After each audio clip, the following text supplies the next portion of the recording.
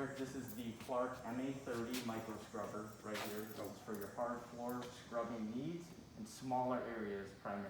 Okay. So they make this really simple. A lot of the different things that you need to check on it, they try to make it as toolless, as magnetic as possible. So right on the top here, we have our dirty recovery tank. You can see it's got a handle on it. Okay.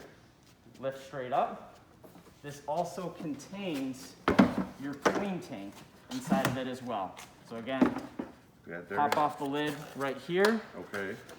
Like you'll see with most scrubbers where they have the little ping pong ball float. Okay. That's what this is right here. So again, we just want to make sure this stays clear. Okay. Yep.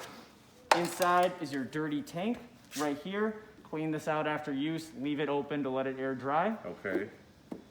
Right here is where I'll take this little cap off. This is the access to your clean tank. Okay.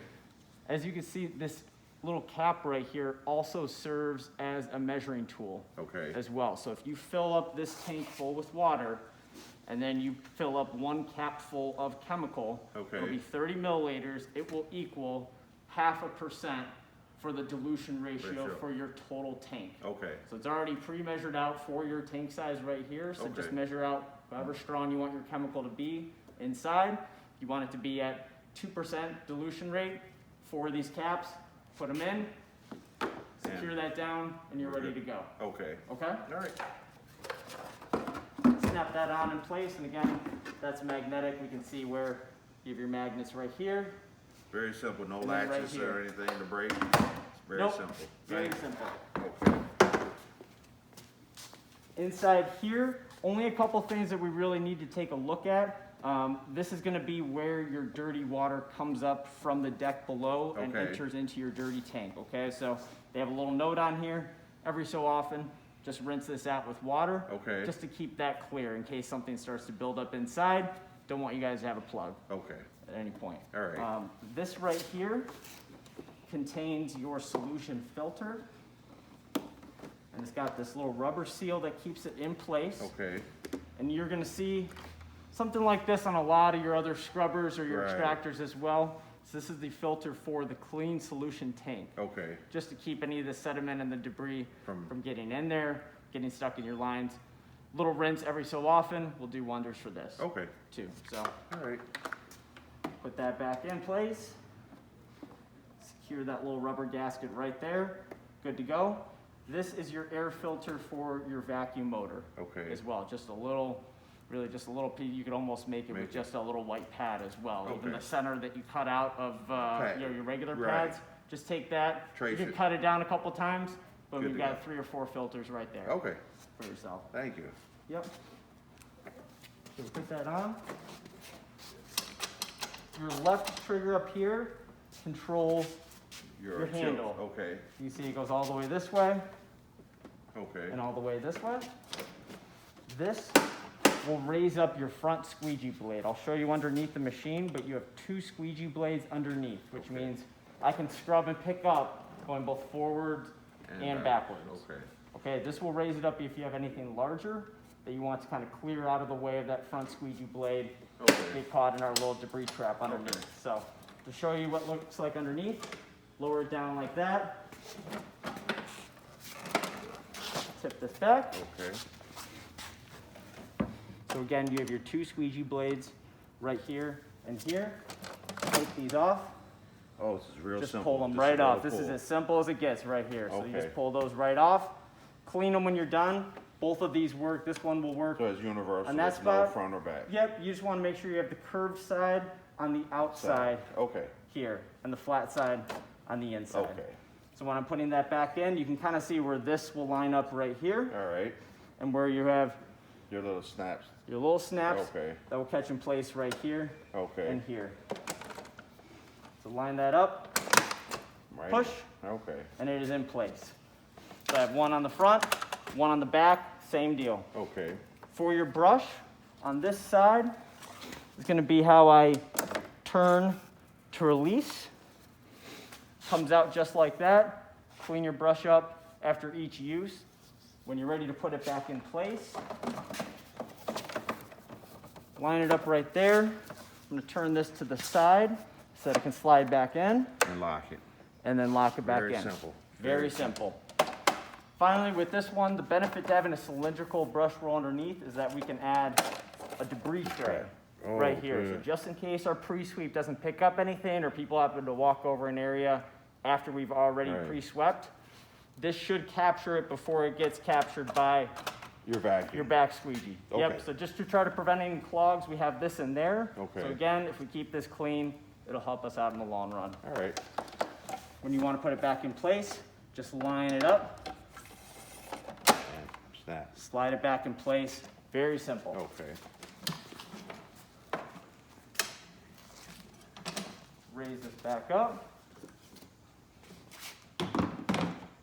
Put this on. On this side right here, you can see that we have our little plus and minus button. This will control your pad pressure. So if you want to lower it down For more pressure? or lessen it up, Okay. you can control that right here. All right. Okay? Over here, this pedal controls, right now how I have it in my transport mode or my park mode. You can see it has a P right there for park.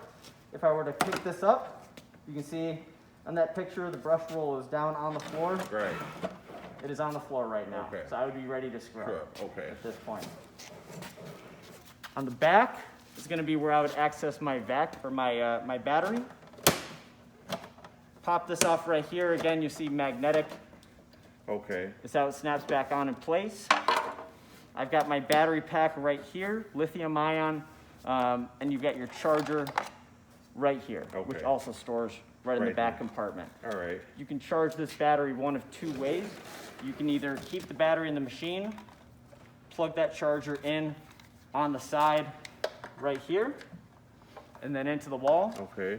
Or we can remove the battery. Oh. You see, I've got this little orange handle, which allows me to remove it on top. I can see where my battery level is at. You can see right now it's at full. It's all the way up. On the bottom, I have a little charge port right there as well. It's the exact same as this one. Okay. So I can plug this in here and charge it right by the charger if I didn't want to bring a whole machine over by a charge port. Okay. Okay? All right. To put this back in place, you can see I've got some little notches right here. I also have some notches right here as well. So I have to put this up high first, push it all the way back, and then down. And then slide it down. Yep, if I were to try to pull it right here or just push it in right down there, it won't let me go in. I have to go up, raise up and out, and then up high and down to secure. Okay. Okay? All right. Put this back in place. Keep it right there when we're done.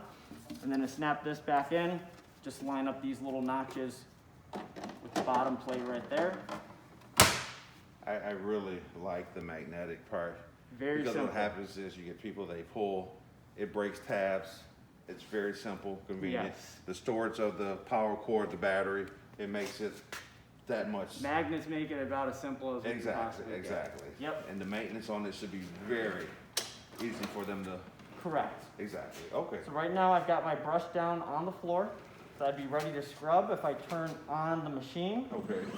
This will show me my battery level. You can see at full battery, we're at about 100%. Okay. You would then go to 80, 60, 45, 30, 15. Okay. Okay? All right. You can change how much water you want to come out of the machine, either a little bit or a lot, or you can turn it off. If I'm just looking to basically pick up on the floor, maybe somebody spills and I've already kind of scrubbed and I just want to kind of vacuum up the last little bit, I can do that right there. Okay. That controls your vacuum. Yep. Okay. And then really it's just as simple as just going back and forth. I don't have any water in here right now. And then this little orange piece right here, like I talked about before, this right handle is what raises up and down that front squeegee blade. Okay. Say I were to go to an area and I wanted to keep that front squeegee up at all times, or I didn't, maybe the front squeegee was just pushing kind of a bead of water ahead of it. I wanted to just clear it up and out of the way. I'm going to pull this up, push that down, and now it holds it up Okay. in place, just like that. All right, Yep. great.